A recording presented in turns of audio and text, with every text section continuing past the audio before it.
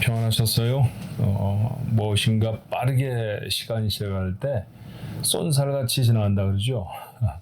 활에 재워져 있는 화살이 시위를 떠나면 눈에 잘 안 보입니다. 그렇게 빨리 지나가는 시간의 흐름을 쏜살 같다 그렇게 표현하잖아요. 제가 요즘 그러네요. 벌써 3월 20일입니다. 오늘 20일 매일 예배 여러분과 함께 기도함으로 우리 하나님 앞에 나아가 봅니다. 기도하겠습니다. 세월은 정말 빠르게 지나가지만 저희들이 정신을 바짝 차릴 수 있도록 하나님 도와주옵소서. 깨어라 근신해라.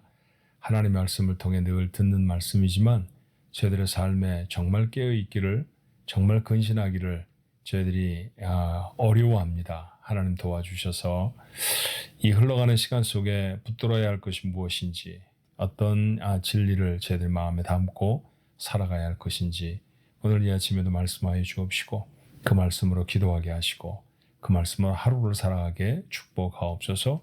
이 귀한 예배 가운데 참여한 모든 우리 가족들 주께서 허락하시는 은혜가 풍성해질 수 있도록 역사해 주옵소서. 예수님 이름으로 간절히 기도하옵나이다. 아멘. 함께 부를 찬송은 323장, 잘 아시는 찬송이네요. 부름받아 나선 이 몸, 우리 함께 찬송합니다.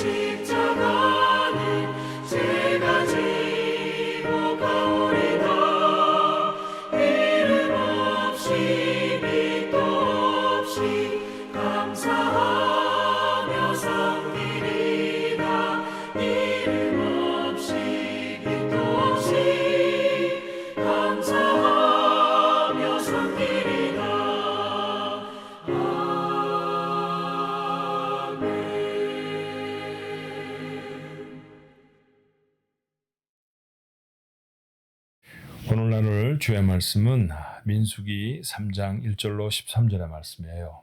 민수기라고 하는 성경은 구약 성경 맨 첫 번째 책 5권을 모세오경, 모세가 기록한 5가지 성경 이런 제목으로 묶어서 부릅니다. 창세기, 출애굽기, 레위기, 민수기, 신명기. 창세기는 대략적으로 하나님이 세상 어떻게 창조하셨는지에서부터 이스라엘 백성이 어떻게 애굽 땅에 내려가게 됐는지까지를 기록하고 있죠. 자, 출애굽기는 애굽 땅에서 430년을 살던 사람들이 어떻게 그 땅을 벗어나게 됐는지에 대한 이야기입니다. 대단히 역사적인 진술이고요. 또 일부분은 그렇게 하나님의 백성이 되어진 사람들이 따라야 할 법, 십계명을 비롯한 이스라엘 백성들이 지켜야 할 법들을 담고 있는 성경이 출애굽기예요. 자, 그 법들을 하나님은 시내산이라고 하는 곳에 이스라엘 백성을 9개월간 머물러 두시면서 허락해 주셨습니다. 법만 주신 것이 아니라 하나님 앞에 나가 예배하여야 할 장소, 타버너클이라고도 부르고 텐트 오브 미팅, 회막이라고도 부르고 성막, 홀리 텐트 이렇게도 부르는 그런 여러 가지 용어로 성경에 나타난 예배의 처소죠. 당시에는 물론 제사라고 말을 했을 것입니다만 그 텐트를 그 성막을 짓는 일 그리고 그때 하나님 앞에 나아가야 하는 법이 어떤 것이어야 하는지 그 제사의 제도들 예배의 형식이죠. 그런 것들을 다 모세를 통해 가르쳐 주셨습니다. 그렇게 9개월 동안 머물러 있던 사람들이 이제 그곳을 떠나서 본격적으로 가나안으로 여행을 하기 시작하죠. 자, 이제 대우를 좀 갖춰야 돼요. 처음에 출발할 때에는 그저 나가자로 나왔습니다. 대충 60만 명 정도 장정의 숫자가 그렇다. 그렇게 세웠죠. 그리고 이후에는 물론 조금 더 정교하게 숫자를 구분해냅니다만 자, 이제 두 번째 출발할 때는 각 지파별로 인구가 몇 명인지 또 나가서 싸움을 해야 될 군인의 숫자는 얼마인지 이런 걸 다 세야 했어요. 사람을 센다라고 하는 그런 뜻에서 민수기, 영어 성경은 너무 쉽습니다. numbers라고 되어 있어요. 그게 바로 오늘 여러분과 제가 나누고 있는 민수기라고 하는 성경입니다. 그래서 성경 맨 초반에 각 지파의 숫자를 쭉 나열하는 게 도대체 이게 나한테 무슨 의미가 있나 그렇게 조금 어려울 수 있습니다. 그런데 그것도 또 생각하고 또 생각하면 그 은혜가 있어요. 오늘도 여러분 그런 은혜가 좀 있었으면 좋겠습니다. 조금 지루한 부분 지났고요. 오늘은 민수기 3장 1절로 13절의 말씀입니다. 우리 같이 한번 읽어볼까요? 여호와께서 시내산에서 모세와 말씀하실 때 아론과 모세가 낳은 자는 이러하니라. 아론의 아들들의 이름은 이러하니 장자는 나답이요 다음은 아비후와 엘르아살과 이다말이니 이는 아론의 아들들의 이름이며 그들은 기름 부음을 받고 거룩하게 구별되어 제사장 직분을 위임받은 제사장들이라. 나답과 아비후는 시내 광야에서 여호와 앞에 다른 불을 들이다가 여호와 앞에서 죽어 자식이 없었으며 엘르아살과 이다말이 그의 아버지 아론 앞에서 제사장의 직분을 행하였더라. 여호와께서 또 모세에게 말씀하여 이르시되 레위 지파는 나아가 제사장 아론 앞에 서서 그에게 시종하게 하라. 그들이 회막 앞에서 아론의 직무와 온 회중의 직무를 위하여 회막에서 시무하되 곧 회막의 모든 기구를 맡아 지키며 이스라엘 자손의 직무를 위하여 성막에서 시무할지니 너는 레위인을 아론과 그의 아들들에게 맡기라. 그들은 이스라엘 자손 중에서 아론에게 온전히 맡겨진 자들이니라. 너는 아론과 그의 아들들을 세워 제사장 직무를 행하게 하라. 외인이 가까이 하면 죽임을 당할 것이니라.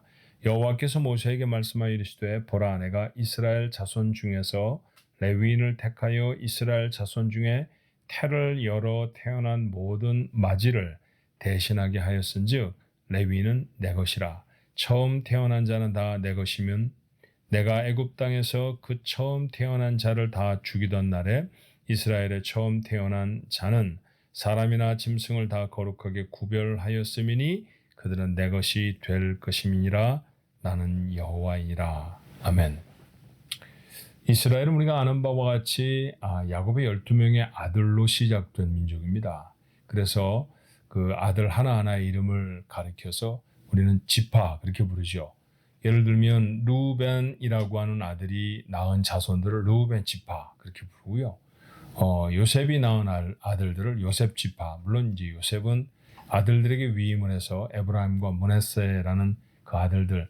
엄밀하게 말하면 야곱에게는 손자가 되어지는데 할아버지에게 영적으로 입양되어진 그런 상태이기 때문에 이스라엘 백성 중에는 지파라고 불리워져요. 에브라임과 므낫세 지파 뭐 이렇게 불렀다는 거죠. 자, 그렇게 이루어진 지파 중에 가장 특별한 지파 하나가 바로 레위 지파였습니다. 레위라고 하는 아들로부터 나온 지파인데요. 그 사람들이 맡은 일들 때문에 좀 특별하죠. 오늘 본문의 말씀은 레위 지파에 소속되어 있는 아론과 모세 이 두 사람이 부동의 이스라엘의 지도자잖아요. 리더이지 않습니까? 모세는 출애굽의 영웅이고 아론은 그 출애굽한 이스라엘 백성이 하나님 앞에 나아가도록 예배를 위임받은 제사장, 대제사장이었습니다. 자, 그들의 가문이 어떻게 되는지를 쭉 기록하고 있어요. 자, 그렇게 선택되어진 사람들에 대한 이야기를 오늘 본문을 통해 우리가 읽었는데, 이 말씀을 통해 우리가 만날 수 있는 두 가지 진리가 있지 않나, 깨달음이 있어야 되지 않나 하는 생각이 들었습니다.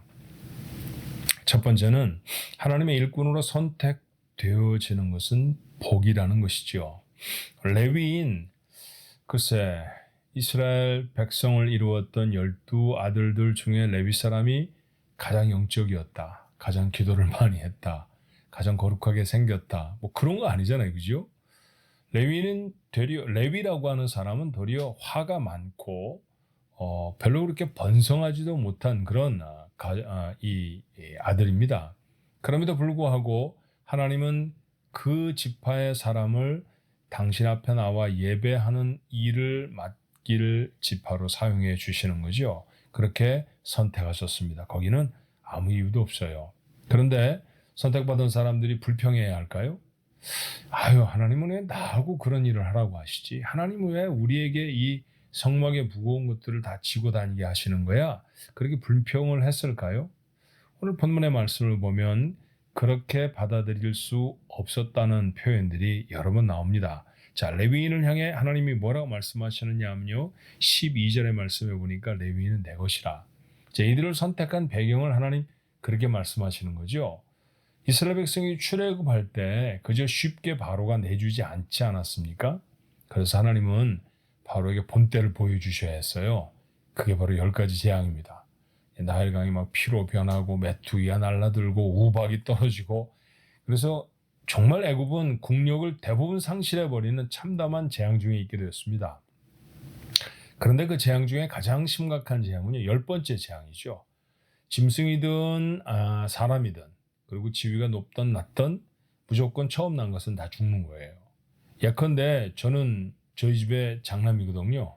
제가 만약 애굽 사람이었고 모세 시절에 태어났고 우리 아버지 어머니가 하나님을 모르는 사람이었다고 하면 저 그때 죽었습니다. 뭐 이런 거예요. 그렇죠? 모든 집에 처음 난 것은 다 있지 않았겠습니까?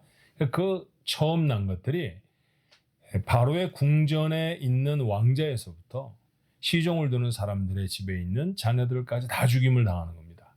자, 그렇게 첫 아들들을 다 죽이시는데 하나님 이스라엘 백성에게 살 길을 하나 열어두셨죠. 그건 뭐냐 하면 양을 한 마리 잡아서 그 양의 피를 그들이 출입하는 문에 그 도어 프레임, 문 설주, 그렇게 우리 성경에는 나와 있는데 그곳에 발라놓으면 죽음의 천사가 그 성을 방문했을 때 그 피를 보고 그 집은 넘어간다. 그래서 우리는 넘어갔다라고 하는 뜻으로 유월절이라는 절기를 지킵니다. 그렇죠? 이스라엘 백성들이 오랫동안 지켰던 이 유월절, 그때 우리의 장자를 살리셨어, 이런 생각을 하지 않았겠습니까? 지금 하나님 그 얘기를 다시 꺼내고 계신 거죠. 너희들이 장자는 다 잃어버려야 하는데 내가 살려주지 않았느냐? 그러니까 내가 살려줬으니까 내 거다. 그런데 너희들에게 다 맡겼으니까 대신 내가 선택을 한 지파를 지명하겠다. 그 지파는 바로 레위 지파다. 그렇게 말씀하시는 거예요. 그러니까 레위 지파는 하나님이 이스라엘 백성을 살려주셨다라고 하는 가장 중요한 표징이 되는 가문이 되는 거죠. 그리고 이제부터 그들은 다른 일은 하지 않습니다. 먹고 사는 일들도 온전히 백성에게 맡긴 채 그들은 예배를 드리는데 찬양대를 하고 성전에 문지기를 하고 그 다음에 제사장이 되어지고 성경을 필사하고 뭐 이런 일들에 종사하는 사람들이 바로 레위 가문이 되어졌다는 것이죠. 그렇게 구분해낸 레위 사람들을 하나님은 뭐라고 부르시느냐 하면요, 레위는 내 거다 그러셨어요. 여러분, 하나님이 내 거다 그러시면 나는 이제 죽었다, 하나님께 되었으니 난 자유가 없다, 이렇게 생각이 될까요? 하나님이 누구신데 나를 내 거라고 하셨습니다. 와, 어마어마한 축복입니다, 이러지 않겠어요? 사람들도 종종 그렇습니다. 저 사람 제 사람입니다, 이렇게 말을 하면 그 말 속에 담겨져 있는 의미가 얼마나 감동적인지 아시잖아요. 저 사람 말은 제가 다 믿습니다. 저 사람 제가 보호합니다. 저 사람 나하고 같이 일합니다. 이런 뜻이잖아요. 어떤 지위가 있는 사람이 누군가를 지명해 저 사람 내 사람입니다 이러면 그건 대단한 축복입니다. 하나님이 그렇게 부르셨다니까요. 그러니 이것은 축복이죠. 13절에도 그 일을 위해 다른 모든 백성 중에 구별해서 세웠다고 그랬고요. 또다시 내 것 그렇게 말씀하세요. 근데 그들 중에 핵심이 누구였느냐 하면 아론과 그의 아들들이었습니다. 사실 레위에게는 그런 아들만 있었던 것이 아니거든요. 제가 도표를 하나 준비했는데 한번 보시면 이렇죠. 레위에게는 게르손, 고한, 무라리라고 하는 세 명의 아들이 있었고요. 각각 림니, 시므이, 아므람, 이스할, 헤브론, 우시엘, 말리, 무시 이런 아들들을 각각 낳아요. 그런데 아론과 모세는 레위의 두 번째 아들 고앗이 낳은 아므람의 아들들이었습니다. 그러니까 맨 첫 번째 아들들도 아니거든요. 자, 성별로 따져서 태어난 순서로 따져서 선택받은 것도 아니었다는 거죠. 하나님은 그렇게 은혜로 사람들을 선택해 내셨습니다. 그러니 하나님이 어떤 일을 하라고 일꾼으로 선택한 사람, 그것은 축복을 받은 사람이라고 하는 표현에 다름이 아닙니다. 하지만 오늘 본문 중에 두려운 말씀이 있지 않습니까? 그렇게 선택된 사람 중에 아론, 대제사장이에요. 아론에게 4명의 아들이 있었습니다. 나답과 아비후, 엘르아살과 이다말입니다. 그런데 나답과 아비후는 여호와 앞에 다른 불을 들이다가 죽었다 그랬어요. 레위기 10장에 등장하는 사건인데 정확히 어떻게 다른 불을 들였는지, 도대체 다른 불이라는 게 무엇이었는지 잘 설명하지는 않습니다. 제사장은 보통 불을 들고 그렇게 하나님 앞에 나아가 제사를 집례하곤 했었는데 그 불을 이 만드는 방법, 또 불을 보관하는 법 이런 것들이 섬세하게 규정이 되어 있죠. 아마 그런 규정을 지키지 않았기 때문이 아닌가 싶습니다. 어떻든 하나님이 그를 죽이실 만한 잘못을 했어요. 그런데 여러분 그 잘못이라는 것이 단순한 실수는 아니었을 것 같습니다. 왜요? 하나님은 단순한 실수로 사람을 죽이시고 그러시는 분이 아니시잖아요. 자비롭고 인자하셔서 잘못한 사람들을 늘 도와주시고 다시 기회를 주시는 분이 우리 하나님이신데 한 가지 두 가지 잘못을 했다고 해서 그들을 그냥 죽이시지는 않았을 거예요. 유추해 보건대 아마도 그들은 이렇게 선택받은 지위를 글쎄요 너무 가볍게 생각했던 게 아닌가 싶습니다. 누구나 다 할 수 있는 것 그 정도로 생각했을까요? 이런 이상한 일을 우리한테 맡겨 그랬을까요? 그래서 하나님이 말씀하신 규정대로 하지 않았던 것, 그것이 어쩌면 그들의 죄였을지 모릅니다. 가벼이 여김이 시작이었을 수 있죠. 선택받은 복을 가졌습니다만 그러나 그들은 그 복을 누리지 못하고 죽었습니다. 하나님의 일꾼이 된다는 것은 대단한 기쁨이지만 또 한편으로는 이처럼 큰 두려움이기도 하다라는 것이죠. 자, 이 말씀을 우리의 삶에 어떻게 적용하면 좋을까요? 우리 모두는 다 하나님의 일꾼입니다. 여기 하나님의 일꾼 레위 사람 아론, 모세 이랬으니 이건 목사와 선교사님에게 적용되는 말씀이야. 그렇게만 치부할 수는 없잖아요. 우리 모두가 다 하나님이 보내신 일터가 있습니다. 예를 들면 우리가 만약 아버지라고 하면 우리는 자녀들 앞에 세워진 하나님의 종들입니다. 그 아이들을 우리의 품에 주셔서 잘 키우라고 하신 하나님의 일꾼들인 것이죠. 내가 누군가의 남편이라고 하면, 누군가의 아내라고 하면 그 남편을 잘 섬기고 그 아내를 잘 돌보라고 하는 하나님의 부르심 앞에 순종해 서 있는 것이죠. 직장에 가서 일을 한다고 할지라도요. 그 직장에서 주어진 일들, 그것을 우리는 마치 주를 보듯 하라고 그렇게 바울은 에베소서를 통해서 우리에게 권면하고 있다는 사실을 잘 압니다. 그러므로 우리가 이 땅에서 안고 살아가는 일들은 모두 다 하나님의 부르심을 받은 것이죠. 물론 그 가운데는 교회 목사나 장로나 권사나 이런 직분들, 또 교사나 또는 목장의 목자나 이런 사람들을 다 지칭해 말할 수 있을 것입니다. 자, 이런 부르심을 받았다고 하면 우리는 이 부르심 앞에 어떻게 서야 할까요? 나누었던 말씀처럼 하나님이 나를 누군가의 아버지로 삼으시고 어머니로 삼으셨다고 하면, 하나님이 내게 이 세상에서 어떤 일이라도 주셨다고 하면 이건 복입니다. 하나님이 주셨다라고 하는 것이죠. 하나님이 내게 이런 일을 통해 영광을 받으시기로 하셨다라는 것입니다. 하나님이 나를 보고 내 거다 그러셨다는 것이죠. 그러니 감사함으로 오늘도 우리에게 주어진 사명들을 감당했으면 좋겠습니다. 또 하나, 하나님이 주신 것 하나님이 원하시는 대로 해야 합니다. 내 자녀 내 맘대로 키우는 것이 아니라 하나님이 원하시는 대로 키워야 하는 것이죠. 내가 남편이니까 아내 내 맘대로 하는 건 아닙니다. 하나님이 사랑하는 딸을 내게 아내로 주시고 잘 돌보라고 하셨습니다. 그러니까 하나님 생각하며 아내를 잘 돌봐야 하고요. 하나님 생각하며 남편을 공경해야 합니다. 하나님이 주신 부모니 그 부모 정성껏 공양을 해야지요. 그 밖에도 우리에게 이 허락하신 여러 가지 모양의 관계들 모두 다 하나님을 생각하지 않고 이루어질 수 있는 관계는 없어요. 그렇다고 하면 그 모든 관계 앞에 우리가 나설 때 하나님을 보듯 하나님이 원하시는 일들을 이루어내는 그런 소명으로 감당해야 하지 않겠습니까? 교회를 맡으셨던 아니면 여러분이 세상에서 기업을 감당하든 아니면 회사를 출근하시는 분이든 그 모든 일들을 통해 하나님의 영광을 받으실 수 있어야 합니다. 그러니 최선을 다해 하되 하나님을 기억하며 하십시다. 오늘 한 날 일꾼으로 삼아주신 하나님 앞에 감사하고 그 주신 일을 최선을 다해 감당할 수 있는 우리 가족 모두가 되시기를 주님의 이름으로 축원합니다. 기도하겠습니다. 하나님, 저희를 주의 일꾼으로 삼으셔서 오늘도 여러 모양으로 우리를 보내시니 하나님 그 자리마다에서 우리 하나님의 영광을 드러낼 수 있도록 하나님 저희에게 감사함이 풍성해지게 하시고 그 일을 잘 감당해 하나님의 영광을 나타낼 수 있도록 능력을 저희 손에 허락해 주옵소서. 예수님의 이름으로 간절히 기도하옵나이다. 아멘.